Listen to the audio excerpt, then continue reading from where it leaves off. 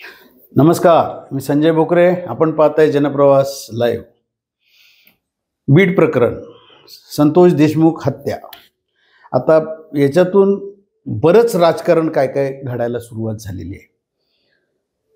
राजकीय बघायला गेलं तर ही वादळापूर्वीची शांतता म्हणावं लागेल.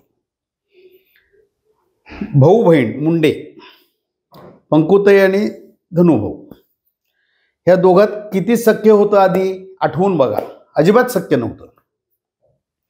एकमेकांच्या विरोध कसे आरोप त्यांनी एकमेकांच्या विरोधात केलेले होते. एकमेकांच्या विरोधात कशी राजकीय घडामोड त्यांची घडत आली. एकमेकांच्या विरुद्ध कसे उभारले इलेक्शनला.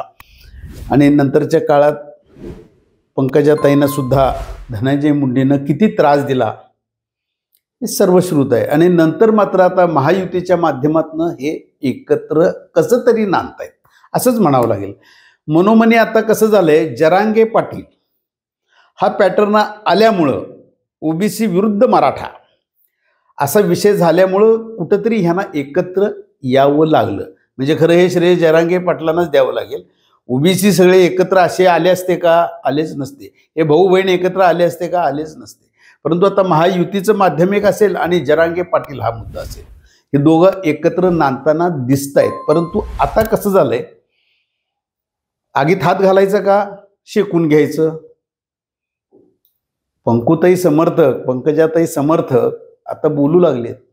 आता ह्या प्रकरणाशी आमच्या ताईंचा कुठलाच संबंध नाही आहे, परंतु त्या ओढल्या जाणार का धनंजय मुंडेंच्यामुळं ह्या प्रकरणात? कारण नसताना हे कशाला अंगाला लावून घ्या, अशा आता गुप्त मीटिंग चालू झालेले आहेत. बीडमधले हे राजकीय सगळ्या घडामोडी फार जोरात चालू आहेत आता.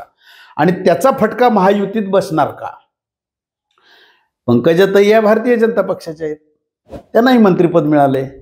आणि हे अजितदादा राष्ट्रवादी गटाचे धनंजय मुंडे. पण आता प्रकरण असं इतकं टोकाला गेलेलं आहे, लोकांच्या मध्ये आक्रोश आहे, असंतोष आहे.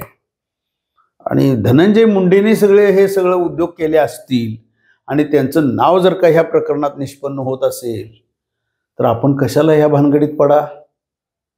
पंकजाताईंचा याच्यात काडीचा संबंध नाही आहे म्हणतायत. मग आत्तापर्यंत त्यांच्यावर जे आता वाल्मिक कराडच्या वर जेवढे आता ते किती जवळचे मित्र आहेत धनंजय मुंडेंच्या, हे आता सगळ्या जग जाहीर झाले, सगळ्यांनी बघितले. खंडणीचे प्रकार कसे होते, ती राख, हजारो कोटीची राख कशी 2 नंबरनं विकली जायची वगैरे वगैरे आरोप प्रत्यारोप जोरात चालू आहेत. आणि आता तर वाल्मिक कराड हा कस्टडीत आहे CIDच्या. बरंच पोपट्यासारखं तो बोलेलही. आता सगळ्या गोष्टी बाहेरही निघतील. आणि त्यात नार्कोची मागणी व्हायला लागली आहे. वाल्मिक कराडची जर का नार्को टेस्ट झाली आणि खरोखरच धनंजय मुंडे ह्याच्यामध्ये कुठंतरी आलं त्यांचं नाव, तर देवाभाऊनी तर ठरवलंय काय असेल ते, दूध का दूध, पाणी का पाणी.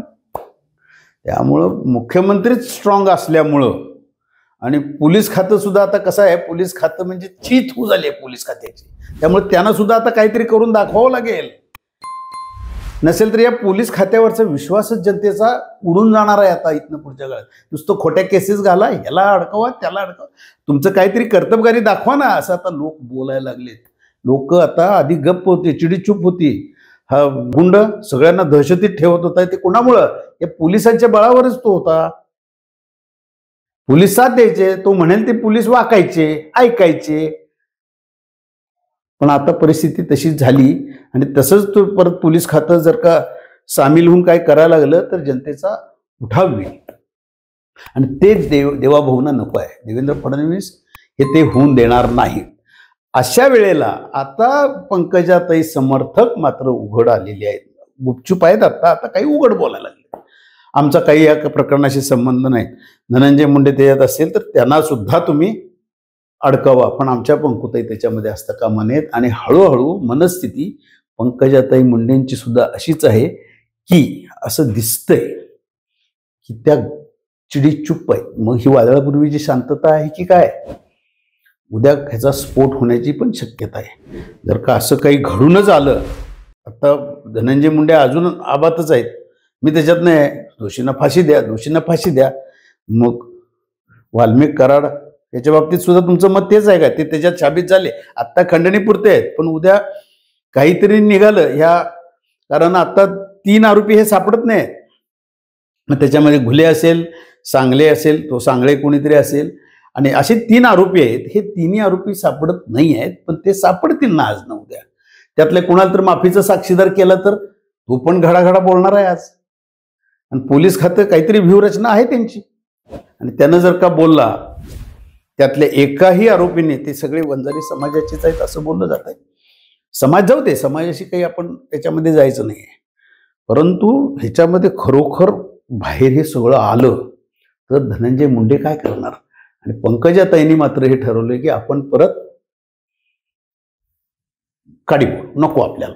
असं काही असेल तर धनुभाऊंचं चुकलंय, तो माझा भाऊ असला तरी काय झालं, मी काहीतरी साथ देणार नाही, मी काय त्याच्यामध्ये नाही, अशी भूमिका त्यांनी घ्यावी असं त्यांचे समर्थक त्यांना बोलतायत. नक्की काय ते लवकरच सगळं उघड होणार आहे. आणि आरोपी त्यातला एक जरी घुले हा सापडला आत्ता, किंवा सांगळे सापडला, किंवा आंधळे सापडला, तर त्यातला एक जरी बोलला आणि त्याला बोलतं केलं पोलिसांनी, तर सगळं बाहेर निघणार आहे उद्याच्या काळात. 2 नंबरचे धंदे, काय काय उद्योग केले, आणि हे जी बीड सगळं जे पूर गुन्हेगारीकरण जे होऊन बसलेलं आहे, त्यामुळे आता पोलिसांना मात्र आव्हान आहे. आणि ही सगळी परिस्थिती बघितल्यानंतर वादळापूर्वीची ही शांतता थोडी पंकजाताईंनी मौन धरलेला आहे, परंतु ही शांतता फार काय टिकेल असं दिसत नाही. राजकारण भलतंच काहीतरी वेगळ्या दिशेला जायला लागलेलं असं दिसतंय, आणि त्याचे परिणाम महायुतीवर झालेले दिसतील. अजितदादा राष्ट्रवादी काय करणार? त्यांना सुद्धा गप बसायची पाळी आहे. अजितदादांना सुद्धा आता त्यांनी पण मौन धरलेलंच आहे ना. काय ती परिस्थिती समोर येऊ द्या. अजितदादांना सुद्धा अशा गोष्टी आवडणार आहेत का? आवडणार नाही.